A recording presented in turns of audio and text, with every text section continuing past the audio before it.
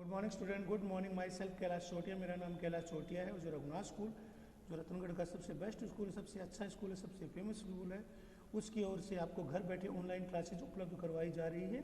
उन online classes में मैं कक्षा 12 में आपको इतिहास या हिस्ट्री का अध्ययन है वो करवा रहा हूँ। हमारा जो पहला अध्याय है उसके कुछ टॉपिक जो आपके सिलेबस में है वो मैंने करवा दिए हैं। इसके अलावा कुछ और टॉपिक हैं जो मैं आपको आगे करवा रहा हूँ।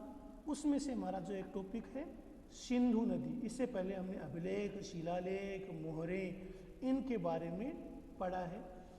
आज हमारा जो टॉपिक है वो सिंधु नदी से संबंधित है। तो सिंधु नदी का उद्भव तिब्बत के जो कैलाश मानसरोवर है कि उसके उत्तर में स्थित सेन गेख बब सियमुख और हिमनद से माना जाता है।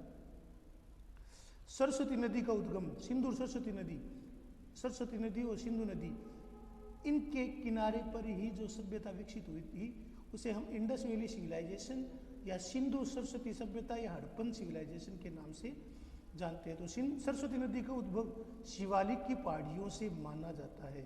यहाँ से यह आदि बद्री के पास मैदान में प्रवेश करती है तथा यह दक्षिण पश्चिम की दिशा में बहती हुई कुरुक्षेत्र जो हरियाणा में है, घग्गर हाकड़ा होती हुई हरियाणा में शीर्ष स्थान से राजस्थान के नौहर भादरा से राजस्थान में प्रवेश करती है। यहाँ से बीकानेर और जैसलमेर होती हुई गुजरात के कच्छ के रण में प्रवेश कर प्रभास पतन के पास समुद्र में गिरती है थी। वर्तमान में सरस्वती नदी भौतिक रूप से अस्तित्व में नहीं है, विलुप्त हो चुकी थी, ये विलुप्त हो चुकी है। लेकिन हाल में कुछ शोध हुए हैं जिसके तहत विलुप्त सरस्वती नदी की संरचना के बारे में जो भूगोलवेत्ता है उनको जानकारी मिली है और ऐसे कई खोजें हो चुकी है जिसके आधार पर उपग्रह द्वारा ली गई चित्रों के आधार पर राजस्थान में इसके आंतरिक बहाव का पता चला है कि राजस्थान के आंतरिक क्षेत्र से आज भी बहती है। तो कुछ विद्वान सरस्वती नदी को मात्र कल्पना मानते रहे,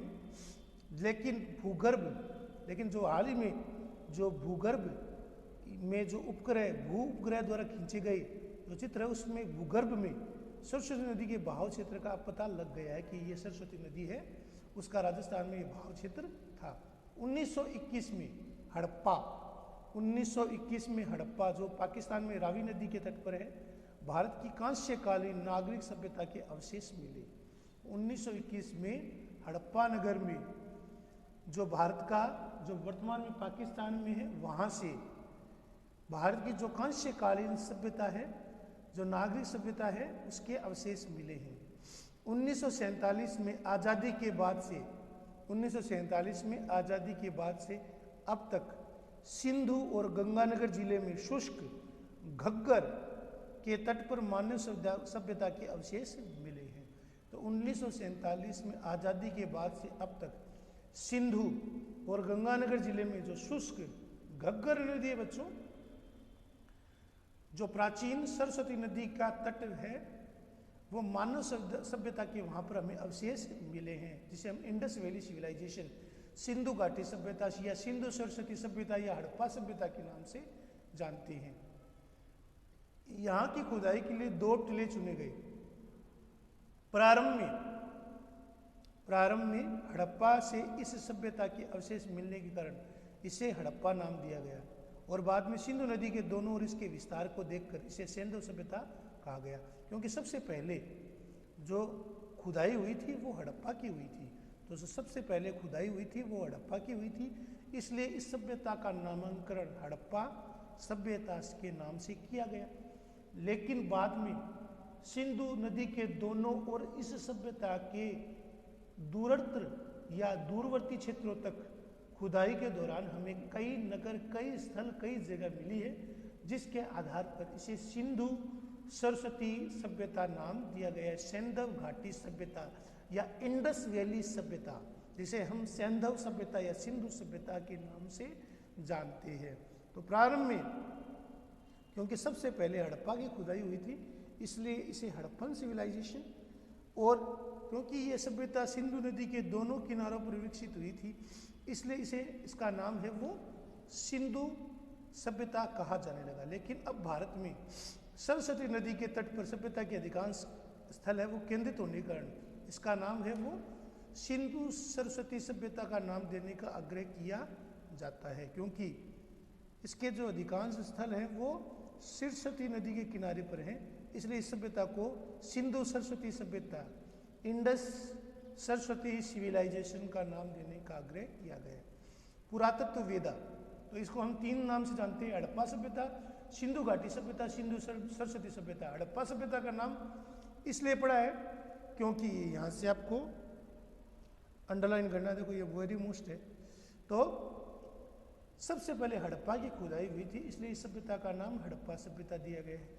किंतु बाद में सिंधु नदी के दोनों ओर एक विकसित दीर्घकालीन लंबी सभ्यता के नगर अवशेष स्थल मिले हैं, जिसके आधार पर इसे सिंधु घाटी सभ्यता, क्योंकि सिंधु नदी के किनारे पर विकसित हुई थी, जबकि उसके कुछ नगर है वो सरस्वती नदी के किनारे पर बसे हुए थे, इसलिए इसे सिंधु सरस्वती सभ्यता का नाम भी दिया जाता है। पुरातत्व वेदा डॉक्टर वी श्री वाणकर, जिन्होंने उत्खनन कार्य किया था, उनके मानना था कि दोनों सभ्यता एक आधारभूत संस्कृति के 2 रूप थे। सरस्वती सभ्यता या सरस्वती का अन्वेषण जारी है और बाद में हम किसी निश्चित मत की ओर ले जाएंगे। अतः अधिकांश पुरातत्व वेदा अभी इसका उल्लेख सिंधु सरस्वती सभ्यता या सिंधु सभ्यता के रूप में करते हैं, सिंधु सरस्वती सभ्यता के रूप में नहीं करते, क्योंकि सरस्वती नदी के उत्खनन का कार्य है।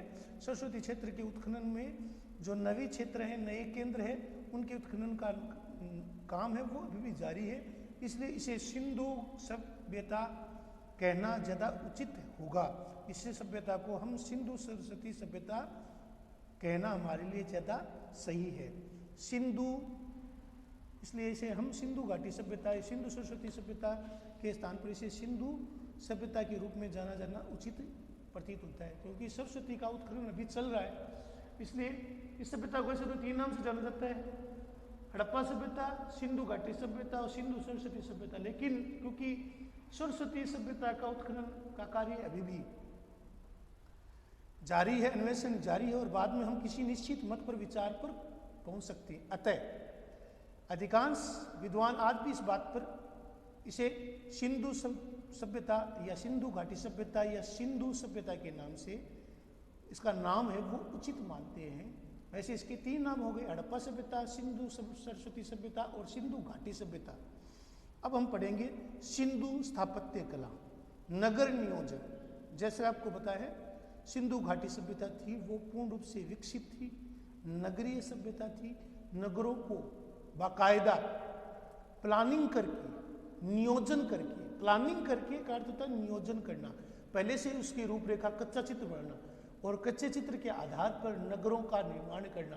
तो ऐसा लगता था कि उस समय जो इंजीनियरिंग व्यवस्था थी उसके तहत पहले नगरों का ढांचा वो खींचा गया था और उसी ढांचे के आधार पर नगरों का निर्माण किया गया था। नगर नियोजन, तो सुनियोजित नगर नियोजन यहाँ की एक प्रमुख विशेषता थी। सुनियोजित यानी योजना के हिसाब से नगर नियोजन यहाँ की प्रमुख विशेषता थी।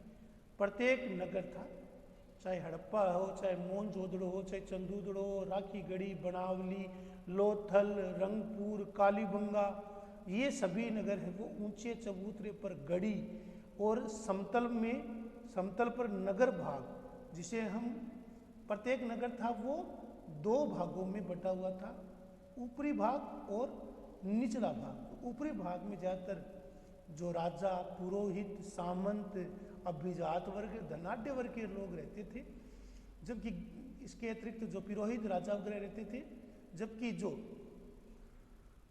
निचला भाग या निचला नगर था उसमें किसान, मजदूर, श्रमिक रहते थे। मोटी दीवारों का परकोटा चारों ओर नगर के बना हुआ था। परकोटे की दीवार काफी चौड़ी थी। नीचे समतल नगर, जिसे हम निचला नगर कहते हैं, वो बसा हुआ था। नगर में जो सड़कें थी वो एक दूसरे को समकोण पर काटती थी। सड़कें उस समय जो नगर की सड़कें थी वो एक दूसरे को समकोण पर काटती थी, वो चौड़ी थी, समकोण पर काटती थी और चौड़ी थी। इनकी चौड़ाई 9 से लेकर 34 फीट थी।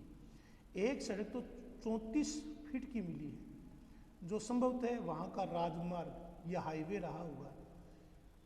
तो ज़्यादातर जो नगर थे सिंधु घाटी सभ्यता के दौरान जो नगर थे उनकी जो सड़क थी, ऐसी हमें सड़कें चाहे लोथल हो, चाहे कालीबंगा हो, चाहे हड़प्पा हो, चाहे मोहनजोदड़ो, इसमें देखने को मिली है। इस सभ्यता के जो नगर थे उनकी जो सड़कें थी वो एक दूसरे को समकोण पर काटती थी, सड़कें चौड़ी थी। इसके साथ इनकी जो चौड़ाई थी वो 9 से लेकर 34 फीट थी। एक हमें ऐसी सड़क मिली है जो करीब 34 से 35 फीट की है, जो संभवतः वहाँ का राजमार्ग रहा होगा, जो अन्य नगरों से जुड़ा हुआ था। गलियाँ 1 से लेकर 2.2 मीटर तक होती थी।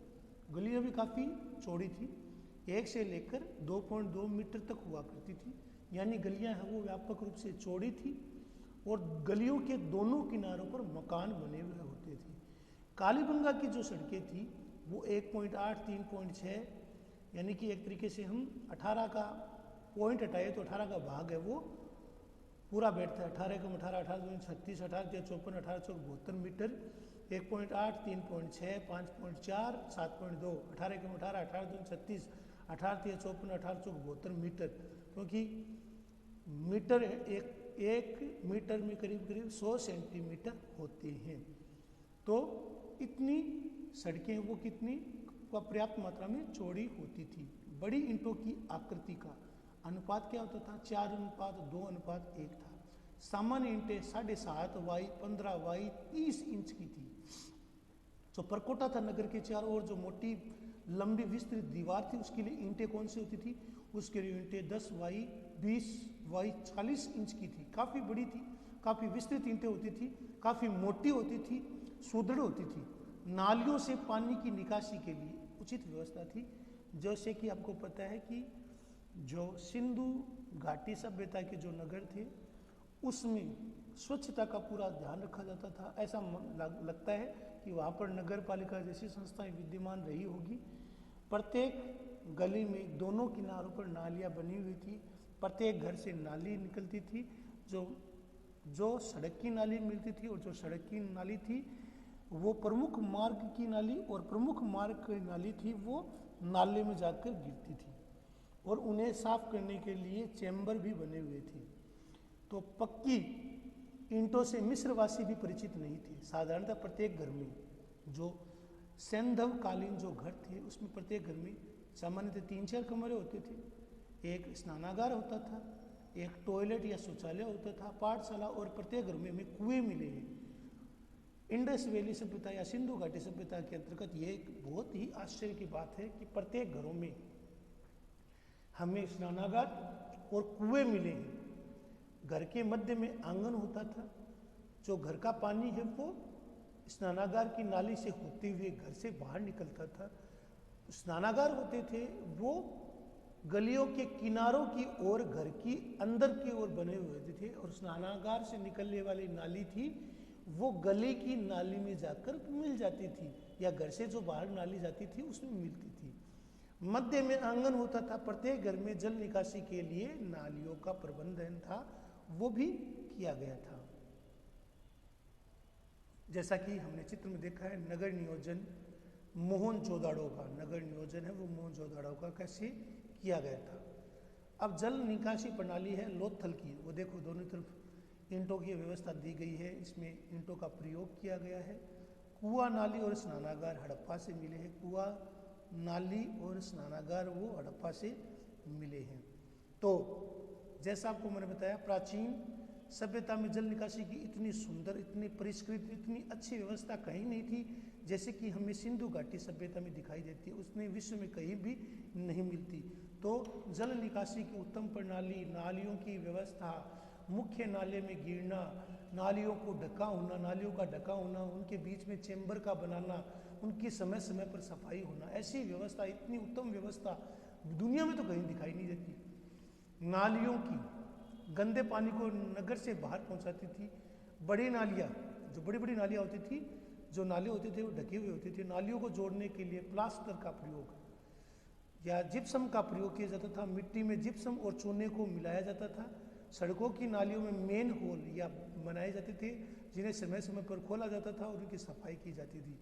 नालियों के बीच बीच में चैम्बर भी बने हुए थे जिनसे सफाई करके कूड़ा, करकट, कचरा है वो बाहर निकाल दिया जाता था। तो सिंधु सरस्वती सभ्यता स्थल धोलावीरा, ये धोलावीरा है वो गुजरात में है, जहाँ से हमें सिंधु सरस्वती सभ्यता स्थल धोलावीरा के जो अवशेष है वो मिले हैं। रथ की आकृति, देखो रथ की आकृति दी गई है, देमाबाद से हमें रथ की आकृति वाले निशान है वो मिले हैं। तो जैसा मैंने आपको बताया है, प्राचीन जो सिंधु घाटी सभ्यता है उसमें जल निकासी की इतनी सुंदर, इतनी परिष्कृत, इतनी वृहत व्यवस्था न तो मिस्र की सभ्यता में थी, न मेसोपोटामिया की सभ्यता में थी, या जो अन्य समकालीन चीन की सभ्यता, वहाँ पर जल निकासी की इतनी सुंदर व्यवस्था कहीं देखने को नहीं मिली थी। जो मुख्य नालियाँ थी, जो नालियाँ होती थी, उनको आपस में जोड़ने के लिए प्लास्टर, जिप्सम और चूने का प्रयोग किया जाता था, जिसे जिप्सम के द्वारा जिसके तल को मजबूत किया गया था, जिससे कि पानी का आंतरिक रूप से रिसाव न हो। सड़कों, जो नालियाँ होती थी, जो सड़कों के कुछ नालियाँ अंडरग्राउंड भी होती थी, उनके ऊपर मेन होल बनाए जाते थे। सड़कों के किनारे या नालियों के बीच बीच में मेन होल बनाए गए थे। उन मेन होल का प्रयोग है वो सफाई के लिए किया गया था या सफाई के लिए किया जाता था। तो नालियों में मेन होल बने हुए होते थे, नालियों के बीच बीच में चेंबर भी बने हुए थे, जिससे सफाई करके कूड़ा करकट को बाहर निकाला जाता था। कूड़ा करकट को बाहर निकालकर नालियों को साफ किया जाता था। तो हमने जैसा नाम पढ़ा है हड़प्पा सभ्यता, सिंधु घाटी सभ्यता, सिंधु सरस्वती सभ्यता की उसकी विशेषता में हमने नगर नियोजन आज पढ़ा है। तो नगर नियोजन के बारे में मैंने जैसे आपको बताया है, इसके अंतर्गत घर, इसके अंतर्गत आप इसे एक ही प्रश्न में सब कुछ समाहित कर ले, तो आप इसे एक ही प्रश्न में इसमें घर, नालियों का निर्माण, इसके करीब आप 10 पॉइंट लिख लें। ये आपका होमवर्क है, इसको आपको लिखना है, याद करना है, समझना है। आपको इसको लिखना है, नगर नियोजन कैसा था, नगर नियोजन में जो नगर नियोजन था वो किस प्रकार परिष्कृत था, किस प्रकार वैज्ञानिक था, उसको आपको लिखना है, याद करना है। ये आपका होमवर्क है। धन्यवाद।